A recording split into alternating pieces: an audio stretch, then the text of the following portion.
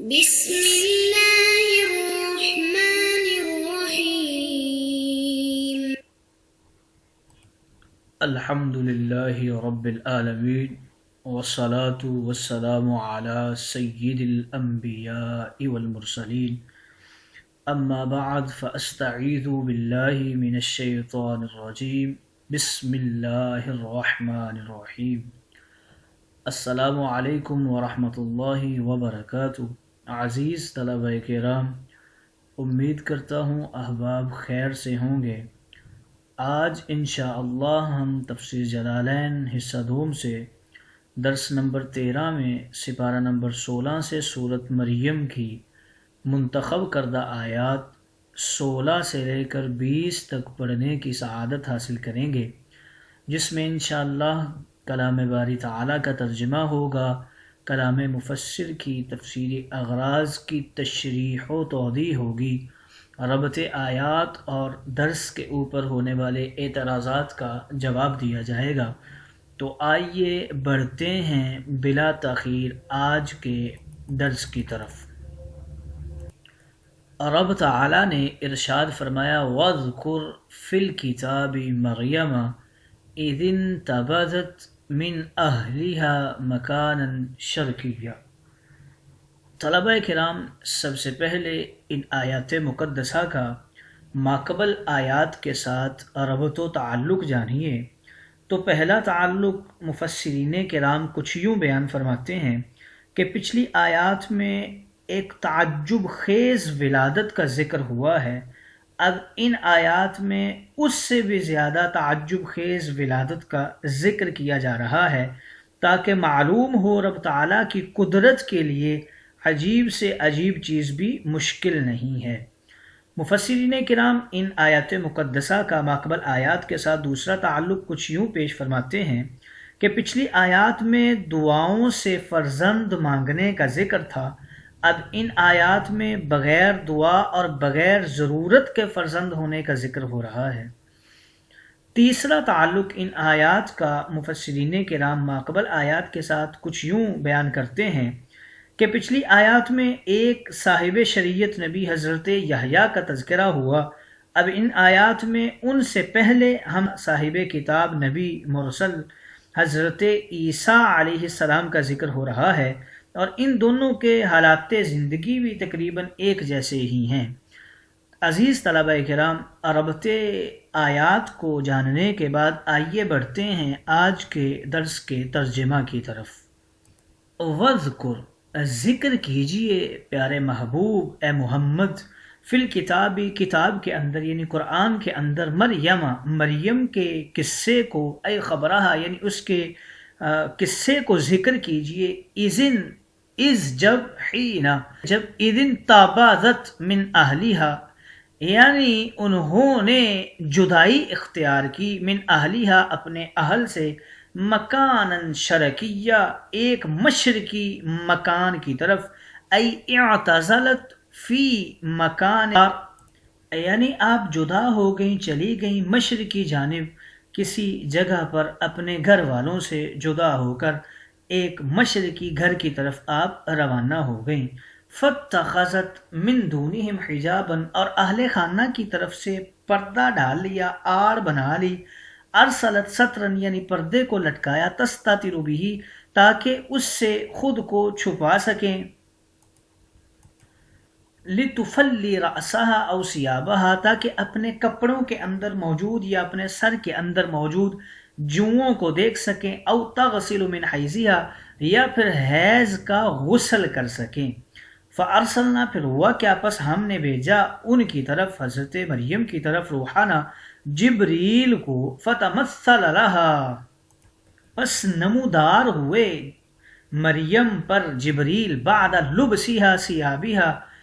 ان کے کپڑے پہننے کے بعد، بشرا سویا، ایک کامل مرد کی صورت میں، تام الخلق مکمل مرد کی صورت میں، قالت بولنی مریم، انی بے شک میں، اعوذ پناہ مانگتی ہوں رحمان کی، من کا تجھ سے، ان کنت تقیہ اگر تو متقی اور پرہیزگار ہے، فتنتہی عنی دور ہو جا مجھ سے، بتعوذی میری اس پناہ مانگنے کی وجہ سے، قال بولے جبریل انما صرف اور صرف انا میں تو رسول ربی کا تیرے رب کا قاصد ہوں لِأَهَابَ لَكِ تاکہ میں تجھے عطا کروں غلامًا زکیہ ایک نیک بیٹا تجھے عطا کروں بالنبوتی جو نبوت کی صفت کے ساتھ موصوف ہو۔ قالت بولنی مریم ان کیسے ممکن ہے یکون لی غلام میرے لیے بیٹا ہو، مجھے کیسے بیٹا ہو سکتا ہے، ولم یمسسنی بشر مجھے تو آج تک کسی بشر نے چھوا ہی نہیں، بتزوج نکاح کے ساتھ یعنی میں نے تو کبھی نکاح ہی نہیں کیا، ولم اکو بغیہ اور نہ ہی میں زانیہ ہوں، نہ ہی میں نے کوئی بدکاری کی ہے، تو کیسے ممکن ہے کہ مجھے بیٹا ہو۔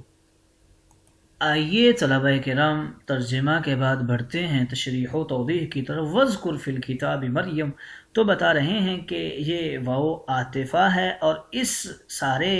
کلام کا جو عطف ہے یہ پچھلی آیات کے اوپر ہے، ذکر رحمت ربک عبدہ زکریا کے اوپر ہے، تو گویا محذوف عبارت یوں بن جائے گی اعلم ذکر رحمت ربک عبدہ زکریا وَاذْكُرْ فِي الْكِتَابِ مریم۔ محبوب خاص طور پر ان واقعات کا ذکر کیجئے مریم کے واقعے کا کہ جب یہودیوں نے اور عیسائیوں نے اپنی حماقت سے ان گستاخیوں کو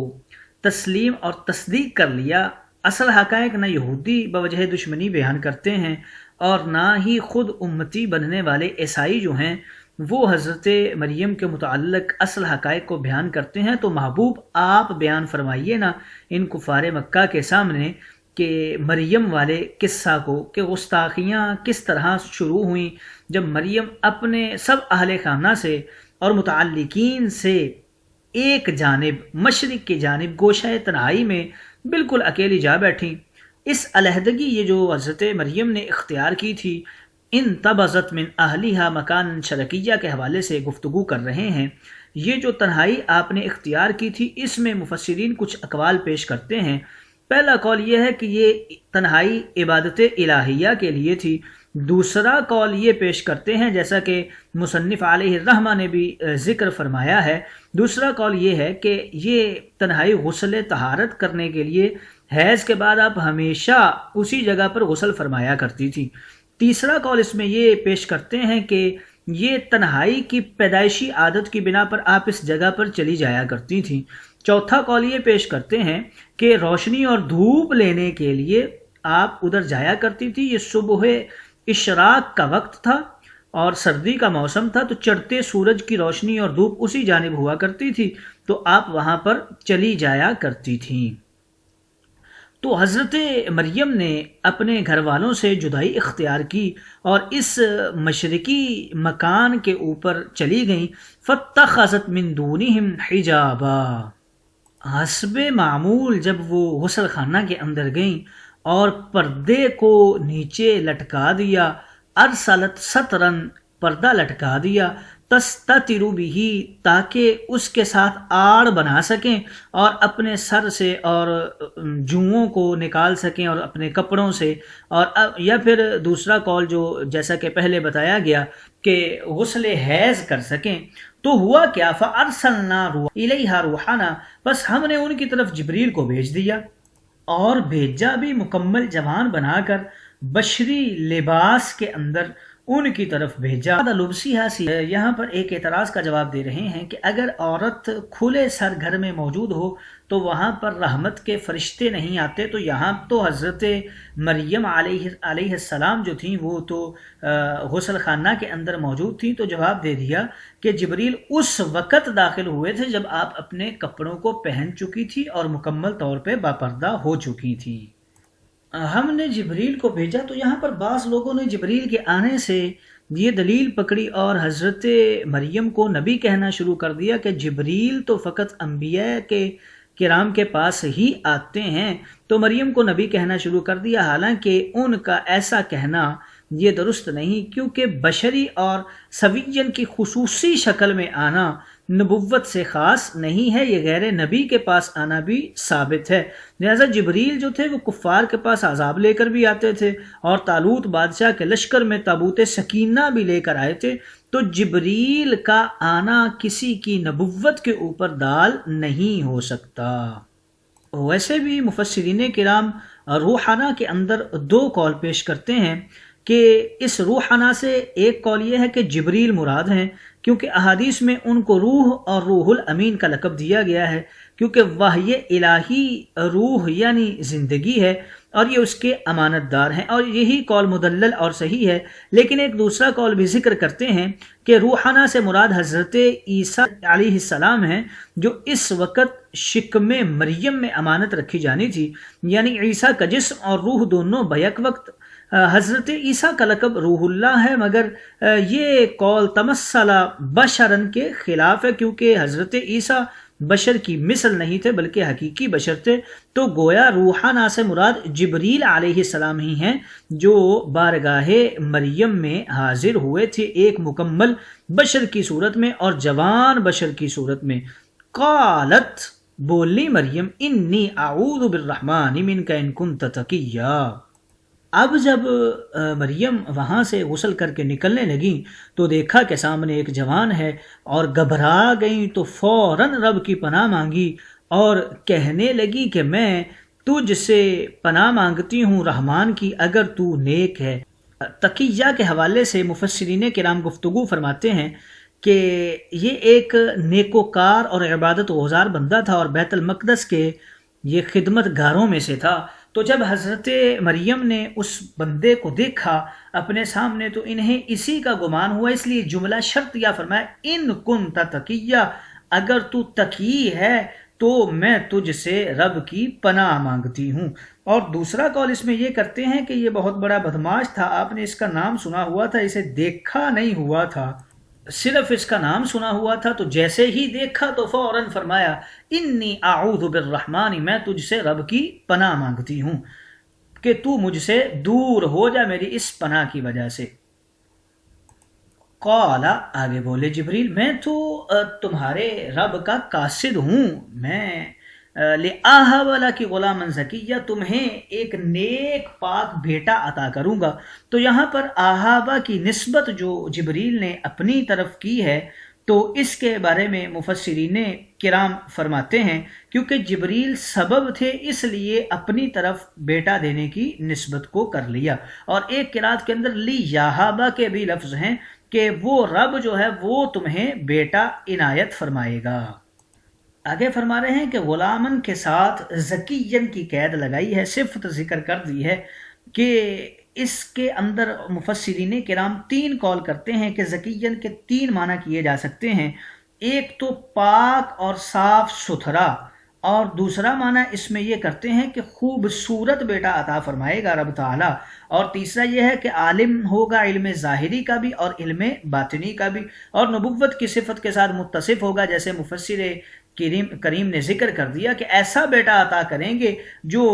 نبوت کی صفت کے ساتھ متصف ہوگا۔ قالت، بولی مریم، انا یکون لی غلام ولم یمسسنی بشر، کیسے ممکن ہے میرے لیے بیٹا، مجھے تو کسی بشر نے چھوا ہی نہیں، یعنی میرا کسی کے ساتھ نکاح ہی نہیں ہوا اور نہ ہی میں کسی کے ساتھ بدکاری کی ہے، نہ میں بدکارا ہوں۔ تو یہاں پر ذکر کر رہے ہیں کہ بغین ذکر کیا گیا، حالانکہ بغیتن آنا چاہیے تھا، تو اس کا جواب دے گئے کہ کچھ چیزیں ہوتی ہیں جو عورتوں کے ساتھ ہی خاص ہوتی ہیں، جیسے حائض کہہ دیا جاتا ہے، عاقر کہہ دیا جاتا ہے، تو یہ بھی بعینی ہی اسی طرح ہے، بغین ہی ذکر کر دیا گیا، بغیتن نہیں کہا گیا۔ آئیے طلبہ کرام تشریح و توضیح کے بعد بڑھتے ہیں سبق کے اوپر ہونے والے اعتراضات کی طرف اور ان کا جواب دینے کی کوشش کرتے ہیں۔ تو پہلا اعتراض یہ ہوا کہ روایتوں میں آتا ہے کہ ملائکہ 4 جگہ پر نہیں جاتے، جہاں پر کتا ہو، جہاں پر تصویر ہو، جہاں پر بدبو ہو، یا ننگا بدن مرد یا عورت ہو، تو وہاں پر نہیں ملائکہ جاتے۔ تو حضرت جبریل کیسے چلے گئے جبکہ حضرت مریم غسل کر رہی تھی، اور غسل تو ننگے بدن کے ساتھ ہی ہوتا ہے؟ تو اس کے 3 جواب دیے گئے ہیں۔ پہلا جواب یہ ہے کہ آپ وہاں غسل کے لیے گئی ہی نہیں تھی بلکہ عبادت کے لیے گئی تھی، اور دوسرا جواب یہ دے رہے ہیں کہ آپ گئی تو غسل کے لیے تھی مگر ابھی غسل شروع نہیں کیا تھا، پہنچی ہی تھی، بالباس تھیں۔ اور تیسرا جواب یہ دے رہے ہیں کہ آپ غسل سے فارغ ہو کر کپڑے پہن چکی تھیں اور باہر نکلنے والی تھیں۔ دوسرا اعتراض آج کے درس کے اوپر یہ ہے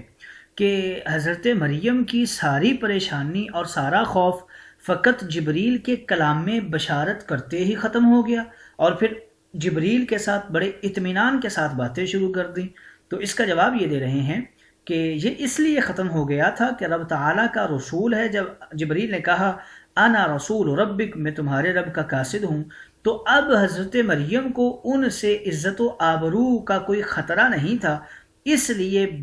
بغیر پریشانی کے اور بغیر خوف کے حضرت مریم حضرت جبریل کے ساتھ گفتگو میں محو مصروف ہو گئیں۔ اور آپ پہلے حضرت زکریا کے لیے بشارت کا ذکر سن چکی تھیں اور الہام الہی کی وجہ سے آپ کو اطمینان ملا، اس لیے آپ کی پریشانیاں دور ہو چکی تھیں۔